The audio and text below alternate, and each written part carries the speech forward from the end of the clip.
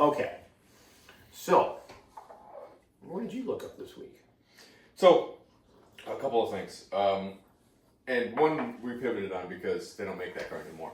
But, so the first one that I looked up was the F-Pace Jags. And there's a few different varieties and models within the F-Pace family. Yeah. But I'm going to talk about them as a general whole. Which is... Just the F-Pace family? Yeah, just the F-Pace So that's family. is that the F-Pace? Is that the SUV? No, that's the F-Pace, or I'm sorry, the I-Pace is the SUV. The F-Type, excuse my vernacular problem. The F-Type is the coupe. So then the F-Pace is the sedan. Which one are we talking about? No, the I-Pace Is the SUV. Is the SUV. The F-Pace is the sedan. But the F-Type is the coupe. What are we talking I about? want to talk about the coupe. Okay. I'm fucking it all over. So, let's talk specifically about the coupe. Specifically about the coupe. Okay. Which, from all intents and purposes, is a beautiful car. The only problem? The only problem is it's Jaguar. And actually, the thing is, let's talk about Jaguar as a whole, because from what I can gather, their quality isn't as bad as it used to be. It's not. But the problem is they've never done anything about the, not marketability, but marketing to the fact that, hey, we're not as bad as we used to. Remember, you know when Marcos came out and said, our food was shit. We have redone the formula, we were redoing the way we make pizzas. And this was back in, I think, 2015, 20... Are you talking about when... Oh, wait, so Jaguar changed their... No, what I'm saying is they've done some things to improve their quality. I'm not saying it's the best quality, I'm saying it's better than it was. But they've never done anything to say, hey, we fucked up. We make better quality cars. Please come back and buy one of our cars. You know... Okay, so I think even from the sedan to like every crossover SUV looks the same. Mm-hmm. You know, I think the Jag has I think it has really good styling. Mm-hmm. My biggest issue is when we have been in Jaguars that have been years old, and I haven't been in, there are no Jaguar dealers around here. No, because absolutely not. where the fuck are there Jaguar dealers? I think big city, Cincinnati, is the closest one. Cincinnati's the closest Jaguar. Or Cleveland, one of the two. I think one of those is the closest one. Do you think there's one in Detroit? Oh, probably Detroit. But Detroit is, to me, Detroit is roughly the same distance as Cleveland. It's not, but it feels roughly the same. It feels the same. Okay. Anyways, moving on. Moving on from that. But when we would sit in Jags of years past, I don't know if it was the previous owners beat the crap out of their cars. Because they're Jag owners. Because I don't know what's wrong with Jag owners. But like you would sit in, and I always think, I would think of the Jag as the British luxury, not like sports luxury, you know, that kind of segment. It's not Jag is not in the class of Bentley or Rolls, right? And I can't think of any other British. Rolls isn't British anymore. I believe it's German. Technically, That I think it's. I have to look it up, but I'm confident. I'm pretty confident that it's now owned by a German company. But I mean, still may be made in. Well, okay, so there's one guy. There's one German owner at the very top. Everyone else is from the UK or speaks with a horrible accent, right? But back to the original point, it's like the interior of the Jag. Volkswagen Group owns Bentley. I looked it up. Sorry, who owns Rolls? Rolls is what I meant to look up, but Bentley is owned by Volkswagen, so that's German. And German.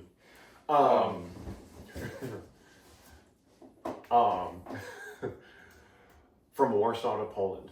From Warsaw to Poland. Was it Berlin to Warsaw? One tank of gas? BMW So German. owns Rolls-Royce now. Since 2003. Yeah, but if you talk to anybody from the UK, it's considered a British brand. Well, BMW is considered a German brand. I don't think it's German. I think isn't it Bavarian? Which is German. But Bavaria is a state in Germany. you're gonna make me look like an idiot. I don't like it. You know what's funny about this? is, I don't care what I look like an idiot.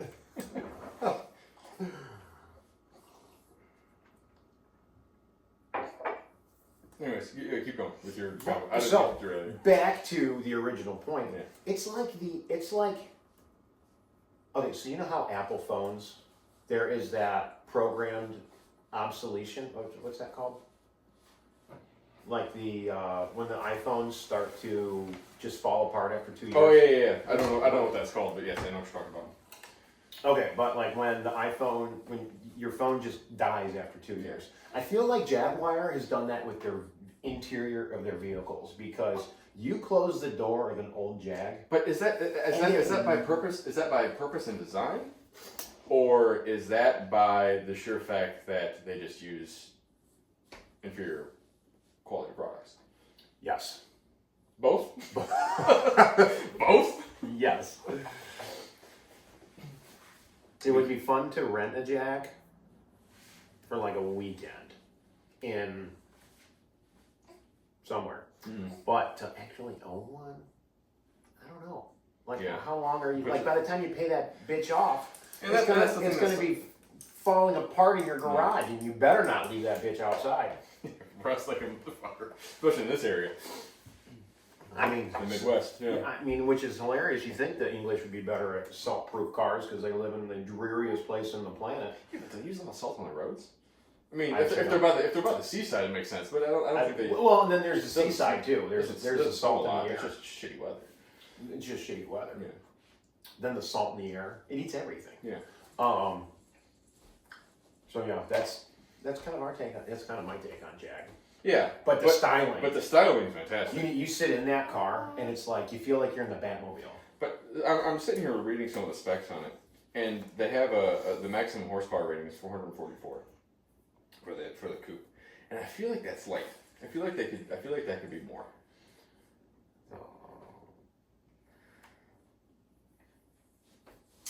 It's just a thought. I don't know. So is you're in the R Dynamic coupe? All of them. You can get the engine with 444 horsepower. This is the maximum. I feel. Oh, maximum power. Yeah. Just 440. That's like. Out of a V8. I guess that's pretty good out of a V8. Yes, but okay. So Maybe I'll retract that. I'm gonna segue. Oh, it is supercharged. Oh, that's really local. Then I'm gonna go back and say it's still light.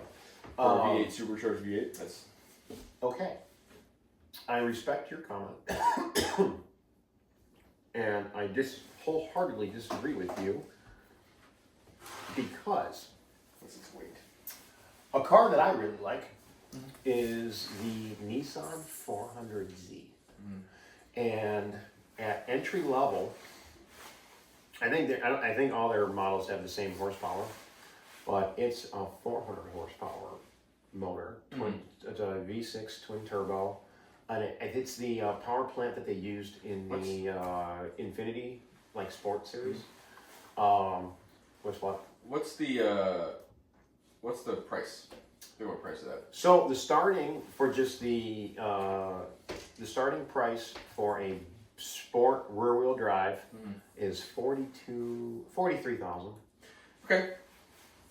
So you're starting at half the price of the F-Type. Yep, and that gets you a 400 horsepower, 3-liter twin turbo V6. And that's naturally aspirated. Twin turbo would not. Oh, sorry. You said twin turbo, and I wasn't paying attention to what you were saying. That's fair. But if you get the Nismo version, you get an extra 20 horsepower for roughly 24 grand more. Okay, I'm guessing you get more than that than just the Oh, okay. Yeah. So yes, there we don't is. need to go through all of it, but I'm guessing there's more there. You get Nismo raised forged aluminum wheels versus just aluminum alloy wheels. No, it's fine. But what I really like about the Nissan though is that it has the good retro styling with a modern touch to it. Well, the thing, so this is if we're comparing the F-Type versus the 400Z. Okay. For the price, for half the price, you get roughly the same horsepower.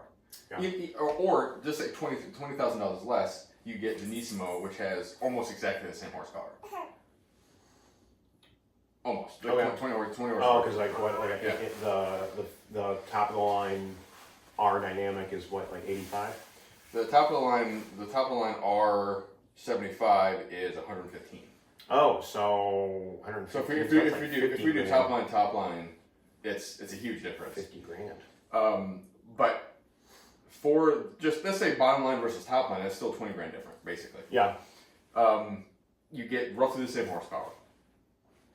But the difference is you get Nissan's much better overall reliability. Okay. You get probably a much better warranty Okay. for a significant decrease, and probably more fun because again it's cheaper, and cheaper cars. I don't feel as bad if I hurt something or hurt myself or hurt the car. If I hurt the car, it's not as big of a deal versus a $80,000 Okay. Jag, right? Yeah. You ripped the bumper off because you went over a curb on a Jag. That's going to be very expensive versus a much cheaper cost in a Nissan, right? So you get all that stuff with a much cheaper price tag. I feel like comparing apples to apples, I would rather go with the Nissan just because you're getting basically you're getting a really nice car at a really great price. Something you can enjoy. And, you know, so like, I think sports cars are always fun, right? One thing, something that I do, and I haven't sat in an F-Type in a very long time, but I would almost imagine that the F-Type Jag is more spacious than the Nissan. Well, you guys remember the segment of who they're trying to go for is very different, and that's one of the things that we talk about, or we did talk about, which is that for English people are tall and no, Japanese I people are was thinking retired fat people versus a much younger crowd. Okay. Right? I mean, and that's as you retire, as you get older, you just have more weight on you. It's a fact of life. What happens. It's a fact of life. So you have arthritis, so it's a very you different take the segment. good and you take the bad. That's right. But you have more money, so you tend to buy the fancier car. So I would say that the segment of who they're looking for is different. So the interior is going to be more. Well, and and that's why I'm saying, like, from an engine standpoint, from a drivetrain standpoint, from a handling standpoint, they're going to do slightly different things. But I still think you're getting the more bang for your buck with the Nissan overall. Now, Hold on a second. You can keep it. in between those segments, I think there is a little bit of a, I don't want to say diamond in the rough, but there is another modern sports car that I think is absolutely fantastic, and that is the new 2025, or just the new series that they've brought out, is the new Supra. And that starting MSRP is around 56 grand. So it kind of falls in between those segments. However, at various times in my life, sitting in all three cars, the Supra, I think, would be the hardest to live with on a daily basis. Supra's a hardcore. Like, it seems to be leading towards that closer hardcore racing. So sitting in the, did I sit in the Nismo at the car show the other day? Yes. Okay. That was a Nismo. So the Nismo 400Z, it was a pretty comfortable fit for me. You know, my head, I'm 6'3", 6'4", my head was very close to the ceiling, but it was definitely better than other sports 6'3" all torso. Yeah, it was better than other sports cars that I've been in the past. Like, you're not sitting in a Miata. Yeah. But there was still kind of space to move around. In the Supra, it was, when you sit in it, it's like your focus is that you're tied into that seat, and it's just what's in front of you. Yeah. I feel like the Supra would have the best handling. Gotcha. Probably. Oh, I would 100% agree with that. Sorry, it took me a second, but yes, 100% agree with that fact that it would have the best handling, because it's probably that's why it says closer to race, closer to a race car, because it has that harder handling than any of the other cars that we're talking about. The only thing that really gets me on the Supra, or not one of the only things, but something that gets me on the Supra, is that it has the BMW motor in it. And I know there have been legendary BMWs from the past, but it's I don't know, I like my Toyota engine. So, But I think the Supra in black it's a sexy car. with It's a some great tinted car. windows, oh. Kind of make like the Batmobile. It It's has, close. you know, It's now close. I will say, the one car that I have the most Batmobile feeling in, is the Porsche 718. Okay. Really? You think that's the most Batman-esque car? Well, so like you got the motor behind you, so this would be in black, motor behind you, and then like, okay, so I'm a tall guy, right? Batman has these things Yeah. up here. I would have the headroom in that vehicle to wear a Batman cowl. She's talking. So I agree with you from a headroom space, interior space, sure. But from a looks perspective, moving more towards the Lamborghini side would be out to me, because I would consider more Batman-esque. type You're vehicle. only saying that because there was a Lamborghini in the Dark Knight. What? No. Sort of, but not really, because I think it has. So if you look at the original Batmobile from not Val Kilmer, but Michael Keaton? Michael Keaton. Are we gonna go Adam West?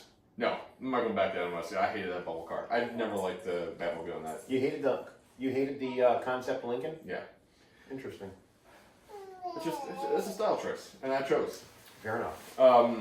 But the Michael Keaton Batmobile seemed like it had some pretty hard lines. Okay. More hard lines, definitely. More There were than- okay, so there But were there's- square there's- edges, but there were curves There was too. curves. There was curves in the middle. I'm not saying there wasn't, but if I were to me, I think the Lamborghini fits that style more. And the other thing with it is, with the Lamborghini, I know you can get fire coming out the back fairly easily. Yeah. Which again, That's Batman-esque. You can't I say hate it's to not. concede that Yeah. to you, but that is very Batman-esque. He's having a ball over there. So between the 400, the Supra, and the F-Type, I'm looking at one other car that fits in this genre, which is the Bullet Mustang. No, I was looking at the M2 Coupe from Oh BMW, my God! I saw one of those the other day. which has 453 horsepower and is a price tag of $65,000. Starting price tag of $65,000. So it fits somewhere between the what's the Super cost? Starting at 56, but you're probably working all the way up to Probably 80, 90. I'm gonna say 70. 80. But yeah, I don't know. I'd have a hard time saying no to the M2.